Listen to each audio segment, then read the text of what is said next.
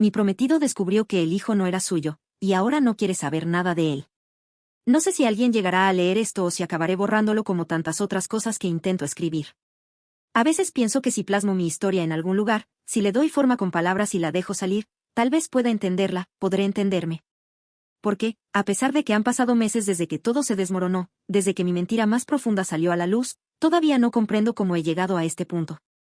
Aún no entiendo cómo pude arruinar algo tan puro y lleno de amor como lo que tenía con Andrés. Mi nombre es Clara. Tengo 28 años y soy la mayor de una familia tradicional, de esas donde el silencio pesa más que cualquier grito. Desde pequeña, aprendí a ocultar mis sentimientos, a sonreír cuando estaba destrozada, a parecer fuerte incluso cuando me sentía en pedazos. Supongo que por eso me volví experta en engañarme a mí misma. Aprendí a justificar cada decisión, cada error, a disfrazar mis culpas con razones tan frágiles como yo, pero Andrés, él era mi ancla.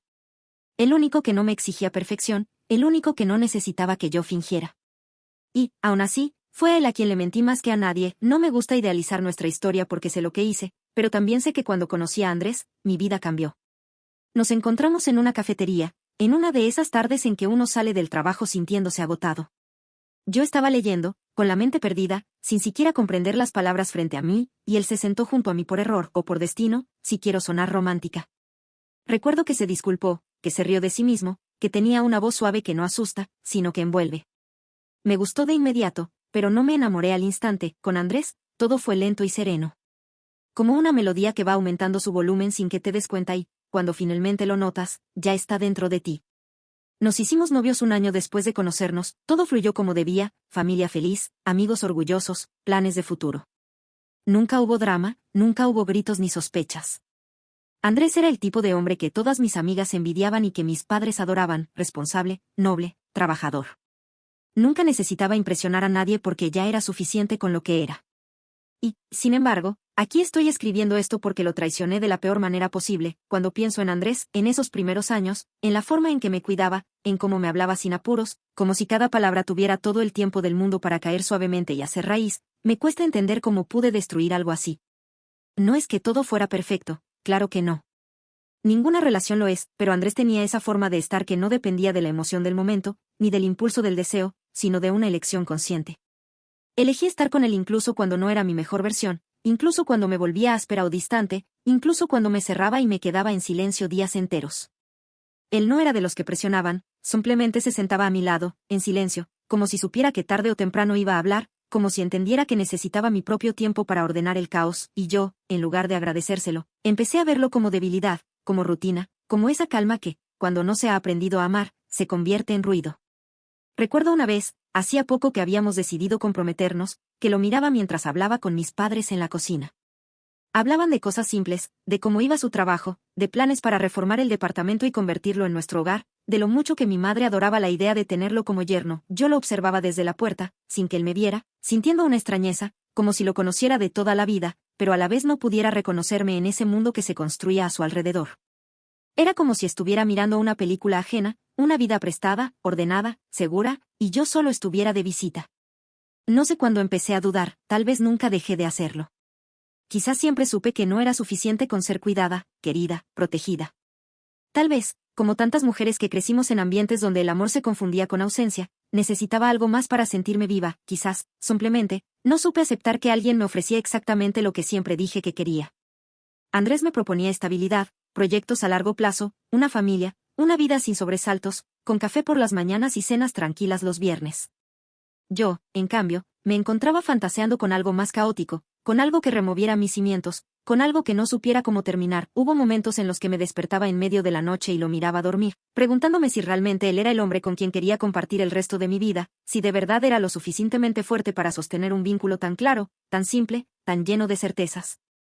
Me odiaba por pensarlo, por no conformarme, por ser tan cruel en silencio, por cuestionar una felicidad que tantas otras mujeres habrían envidiado. Y, aún así, lo hacía, una y otra vez. Como si estuviera esperando que algo lo arruinara todo por mí, para no cargar con la culpa de hacerlo yo. Fue en medio de esa confusión que Miguel volvió a aparecer, alguien del pasado que significó mucho para mí. No fue casualidad. Nada lo es, cuando en el fondo buscas una excusa, una grieta, una justificación para escapar. Fue un mensaje simple. Apareció una foto en los recuerdos, acompañada de una imagen de nosotros en un cumpleaños, años atrás, cuando yo tenía el cabello más largo y la sonrisa más tonta. Fue un mensaje inocente en apariencia, pero cargado de historia. No respondí de inmediato. Lo miré durante varios minutos, como si responder o no determinara si mi vida seguía su curso o se desviaba hacia un camino que ya conocía demasiado bien. Al final le contesté, con una frase neutra, cortés, algo como, qué buenos tiempos, pero él supo leer entre líneas. Siempre supo. Y siguió escribiéndome. Al principio fueron recuerdos sueltos, preguntas sobre cómo estaba, dónde vivía, a qué me dedicaba. Me hablaba como si no hubiera pasado tanto tiempo, como si lo nuestro no se hubiera disuelto entre discusiones y huidas. Como si pudiera colarse otra vez entre mis pensamientos sin pedir permiso, y yo lo dejé. No solo lo permití, sino que lo busqué.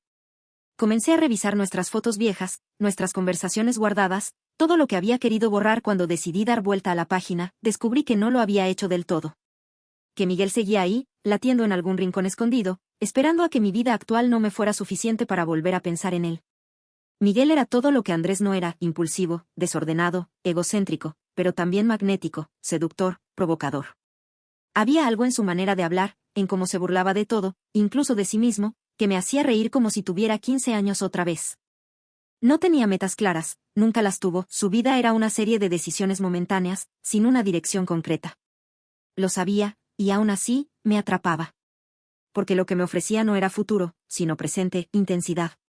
Y eso, en mi mente torcida por la insatisfacción, parecía suficiente.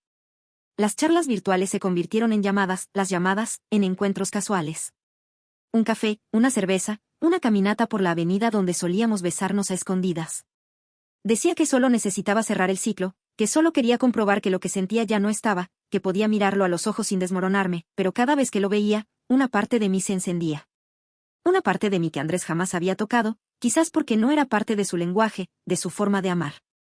Con Miguel, todo era más torpe, más urgente, más visceral, y yo, que me había prometido ser otra mujer, más madura, más racional, más coherente, me vi repitiendo exactamente los mismos errores, con los mismos temores, con las mismas mentiras que años antes me juré no volver a decir. Así empecé a vivir una doble vida. Con Andrés, la prometida ejemplar, cariñosa, dispuesta a construir una familia; con Miguel, la mujer que no necesitaba explicaciones, que solo se dejaba llevar. Me convencí de que podía controlar la situación, de que nadie saldría herido, de que era solo una etapa confusa y que pronto volvería a la normalidad. Pero la normalidad se me escapaba de las manos. Andrés no sospechaba nada, y eso me hacía sentir aún peor. Su confianza era ciega.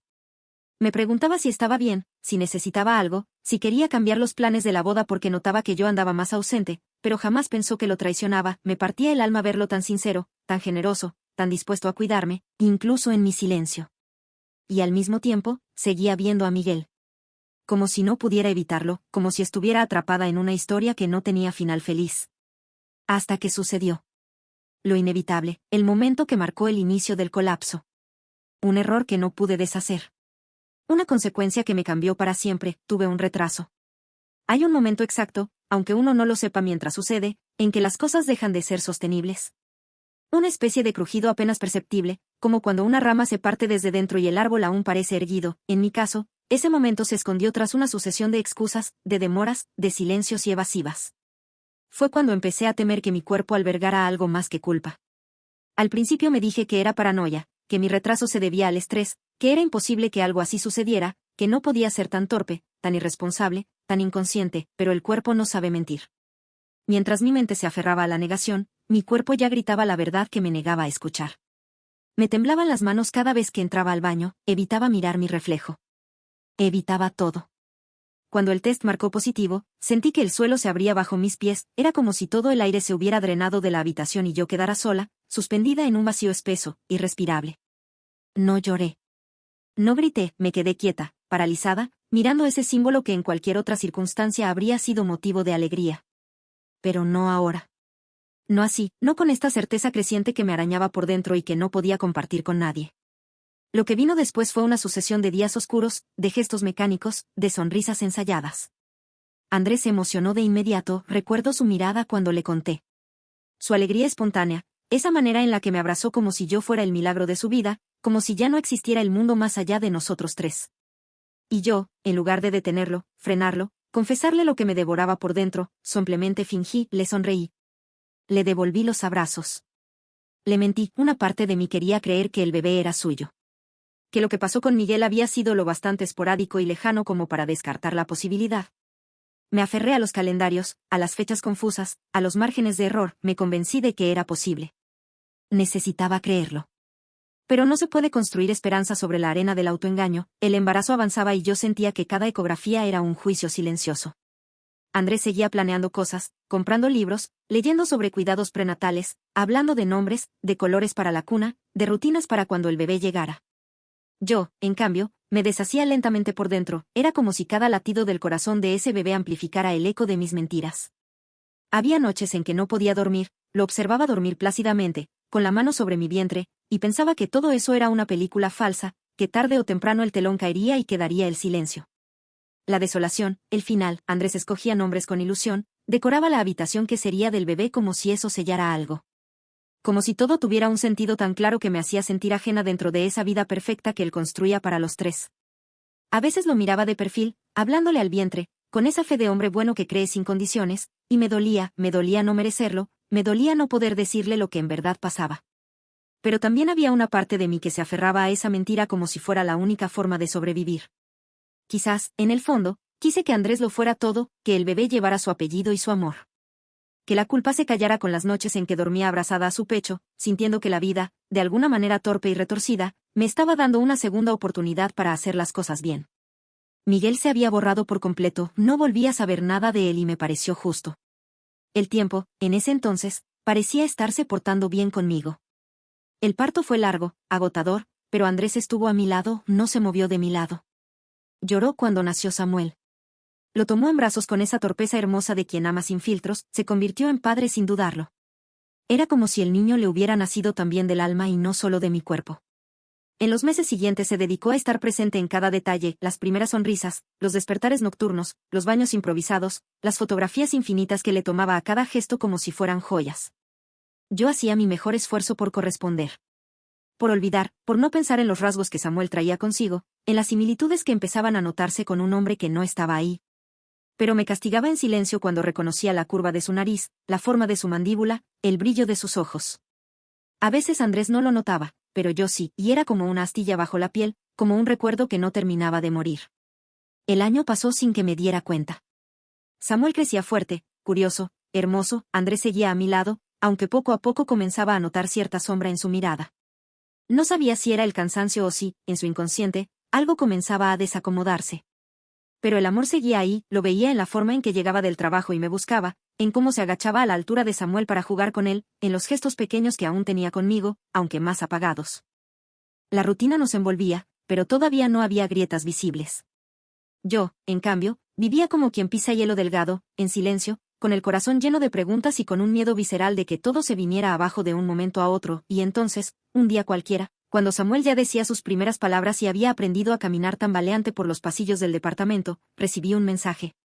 Miguel. Después de todo ese tiempo, después del olvido que yo había escogido para seguir adelante. Su mensaje era breve. Directo, hola. Pensé en ti. No sé si está bien escribirte, pero tenía ganas de saber cómo estabas, sentí un frío inmediato en la espalda. Lo leí una vez, 2, 10. Me invadió una sensación extraña, como si el pasado hubiera estado esperando detrás de una puerta que de pronto se abría sola, no sabía qué quería de mí. No sabía si había sospechas en su mensaje o si solo era nostalgia vacía. No sabía si responder, ignorar o borrarlo sin más, Samuel jugaba en el suelo, ajeno a todo. Andrés no llegaría a casa hasta unas horas más tarde. El mundo seguía girando, pero supe, en lo más hondo de mi ser, que ese mensaje no era inofensivo. Que lo que venía después podía arrastrarlo todo. Y, aún así, no podía dejar de mirar la pantalla, no respondí de inmediato a ese mensaje. Lo leí muchas veces, con el celular en la mano como si quemara, pero no me atrevía a contestar. Por dentro algo se agitaba, como una tormenta que llevaba meses en silencio, pero no era solo culpa o temor, era algo más complejo, más enredado, era el vértigo de lo que podría pasar si abría esa puerta. Porque una cosa era arrastrar el peso de lo ocurrido en silencio, escondido bajo la rutina y los pañales y las noches sin dormir, y otra muy distinta era permitirle al pasado volver con voz, con rostro, con posibilidad. Miguel no sabía nada, de eso estaba segura. Su ausencia había sido total, brutal, pero también necesaria. Nunca lo busqué, nunca le conté. Elegí, simplemente, dejar que la mentira se instalara como un techo provisorio, confiando en que resistiría lo suficiente hasta que yo pudiera volver a respirar tranquila.